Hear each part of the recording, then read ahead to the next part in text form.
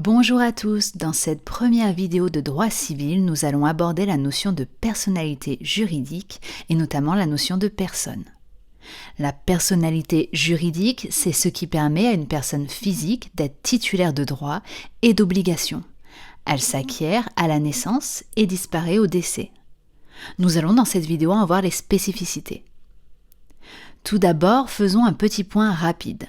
On trouve en droit la notion de personne physique ainsi que la notion de personne morale. Les personnes morales, ce sont des entreprises, par exemple, des universités, des hôpitaux, etc., là où les personnes physiques sont des personnes réelles, vous, moi, le voisin, la voisine, votre frère, votre sœur, etc. Les personnes physiques, tout comme les personnes morales, sont des sujets de droit.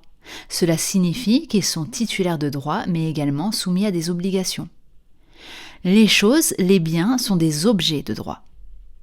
Et les animaux, ils sont qualifiés par le Code civil d'êtres vivants, doués de sensibilité. Pour autant, ils sont soumis au régime des biens. Nous l'avons déjà mentionné, la personnalité juridique est importante pour pouvoir jouir de droits. Cette personnalité juridique s'acquiert à la naissance pour la personne physique. Il en est de même pour la personne morale, puisque la personnalité juridique est acquise, par exemple, pour l'entreprise à l'immatriculation. Cette notion de naissance est à définir pour les personnes physiques. En effet, comme vous avez pu le constater par l'actualité juridique, ce démarrage de la personnalité juridique peut poser des questions. Est-ce qu'une personne responsable d'un accident de la route, ayant causé le décès de l'enfant encore dans le ventre de sa mère, peut-elle être condamnée pour homicide? Le fœtus dispose-t-il de droits? La naissance seule suffit-elle à faire obtenir cette personnalité juridique? En l'état du droit actuel, la personnalité juridique est acquise à celui qui naît vivant et viable. Attention, ces deux notions vont de pair. En effet, un enfant peut très bien être vivant, mais non viable si par exemple il lui manque des organes essentiels à sa survie. De même, la mère peut accoucher d'un enfant non vivant, mais qui aurait dû être viable si une circonstance extérieure n'avait pas joué, par exemple une faute médicale pendant l'accouchement ou un accident de la circulation. Il est en effet difficile d'instaurer un point de départ de la vie. Parce que le droit à l'avortement, par exemple, pourrait être remis en question si l'enfant simplement conçu disposait de la personnalité juridique. L'embryon non plus ne dispose pas de la personnalité juridique.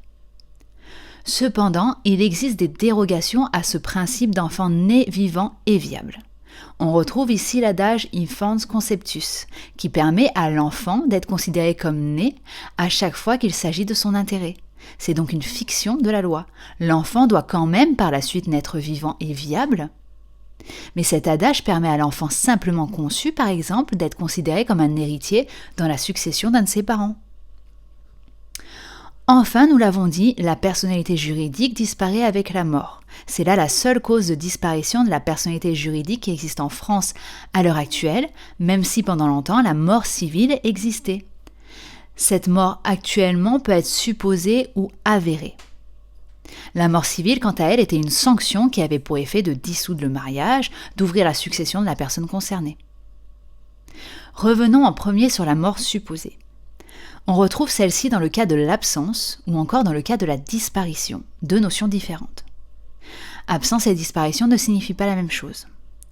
L'article 112 du Code civil nous dit que, lorsqu'une personne a cessé de paraître au lieu de son domicile ou de sa résidence, sans que l'on ait eu de nouvelles, le juge des tutelles peut, à la demande des parties intéressées ou du ministère public, constater qu'il y a présomption d'absence. 10 ans après cette présomption d'absence, il pourrait être prononcé une déclaration d'absence. Le mariage de l'absent sera donc dissous et sa succession sera ouverte. On retrouve donc là les effets du décès. Alors, l'absence, c'est quand la personne a cessé de paraître pour des raisons inconnues. Maintenant, on va voir la disparition. C'est l'article 88 du Code civil qui la définit. Ainsi, peut être judiciairement déclaré, à la requête du procureur de la République ou des parties intéressées, le décès de tout Français disparu en France ou hors de France dans des circonstances de nature à mettre sa vie en danger lorsque son corps n'a pu être retrouvé. Je ne sais plus lire. Ce sera par exemple le cas d'une personne disparue lors d'une avalanche. Les effets sont les mêmes que cités précédemment sans le délai d'attente de 10 ans puisque l'événement fait qu'on est presque certain que la personne est décédée, on n'a juste pas retrouvé son corps. Dans la majorité des cas, la personnalité juridique disparaîtra avec la mort avérée de son titulaire. La date de la mort peut être essentielle dans certains cas afin de définir des droits. En effet, par exemple, c'est vraiment un exemple parce qu'il y a plein d'autres cas de figure, une personne déjà décédée ne peut pas faire l'objet d'une tentative de meurtre. Bon, évidemment, à chaque principe, ses exceptions, il a déjà pu être retenu par le passé une tentative de meurtre sur une personne déjà décédée, puisque la personne n'était pas au courant. Mais c'est vraiment une exception. Le corps du défunt est protégé. Par exemple, lors d'une crémation, vous ne pouvez pas disperser les cendres n'importe où. On ne peut pas manquer de respect à une dépouille notamment, et en ce qui concerne les analyses génétiques sur un défunt, on se rappelle de l'affaire Yves Montand de 2004 qui a fait changer la loi du coup.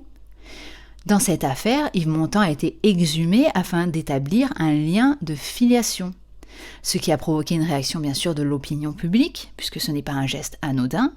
Suite à cela, un article 16-11 a été introduit dans le Code civil. Celui-ci nous dit que sauf accord express de la personne manifestée de son vivant, aucune identification par empreinte génétique ne peut être réalisée après sa mort. Cette protection accordée aux défunts explique également l'interdiction d'exposition mettant en scène des cadavres, exposition que l'on peut retrouver dans plusieurs pays hors France. Voilà, j'espère que cette vidéo vous aura été utile. Je vous invite à la liker, à vous abonner pour plus de contenu sur le droit et la fac de droit. Bonne journée, bonne révision et bon partiel.